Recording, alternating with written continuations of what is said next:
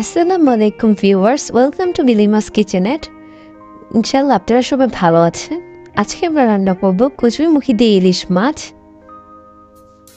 এটা বাংলাদেশের একটি বিখ্যাত রেসিপি।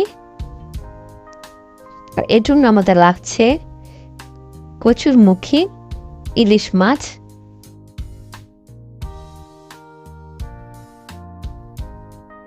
প্রথমে আমরা প্যানের মধ্যে দিয়ে দিব 3 টেবিল চামচ পরিমাণ সয়াবিন তেল, 10টি পেঁয়াজ কুচি,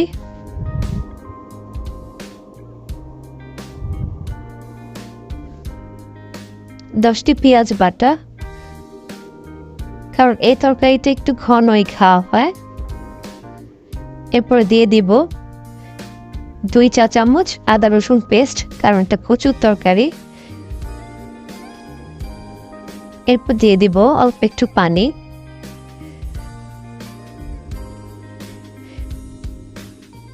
সাতটা কাঁচামরিচ দিয়ে দিলাম। এখন দিয়ে দিব হাফ চা চামচ লাল মরিচের গুঁড়া, হাফ চা চামচ হলুদের গুঁড়া, হাফ চামচ ধনিয়া গুঁড়া দিয়ে ভালোভাবে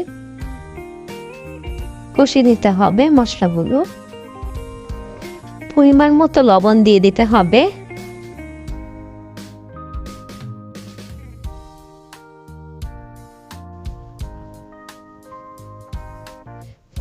আরেকটু পানি দিয়ে নিলাম। ভালোভাবে মশলাটা কষবে।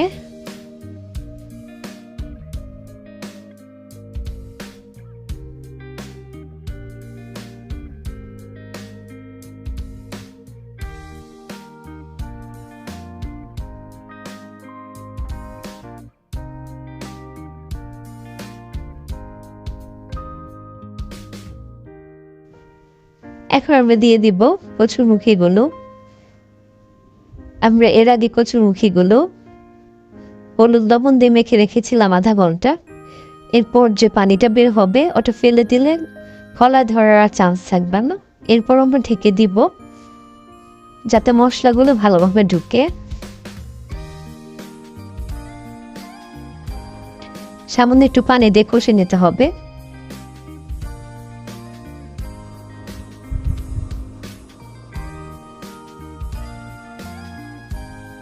মাঝে মাঝে নেড়ে দিতে হবে যাতে নিচে লেগে না যায়।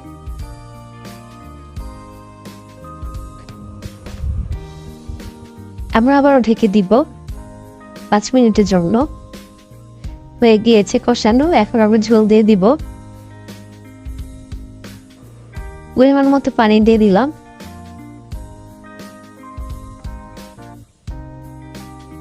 আমি 3 কাপ পরিমাণ পানি দিয়েছি।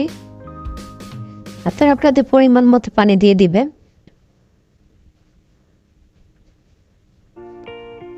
এখন ঝোলটা ফোটার জন্য ঢেকে দিব।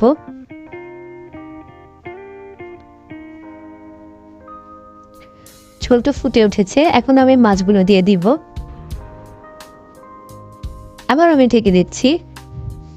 মাঝে মাঝে একটু ঢাকনা তুলে দেখতে হবে। আমি লবণ আগেও দিয়েছিলাম। লবণটা একটু চেক করে দেখবেন। প্রথমে বেশি লবণ দিলে পরে বেশি লবণ হয়ে যায়। আর আমরা ঝোল দিয়েছি। ঝোলটা যখন ফুটে উঠবে নামানোর আগে লবণটা চেক করে দিতে হবে। আমরা এর মধ্যে দিয়ে দেবো সামান্য একটু চিনি। এতে স্বাদটা দ্বিগুণ বেড়ে যাবে।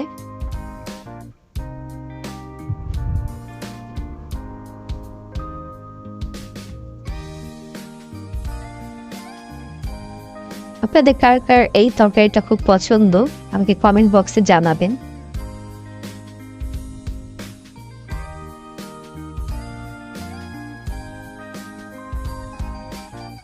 আমরা আবার ঢেকে দিব 20 মিনিটের জন্য।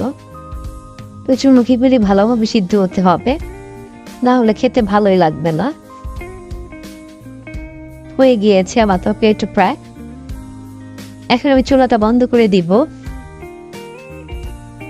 দেখুন কত সুন্দর হয়েছে মাশাআল্লাহ। আপনারা এইভাবে ট্রাই করবেন।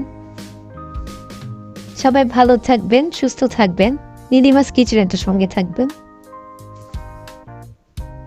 লাইক, কমেন্ট, শেয়ার দিয়ে পাশে থাকবেন।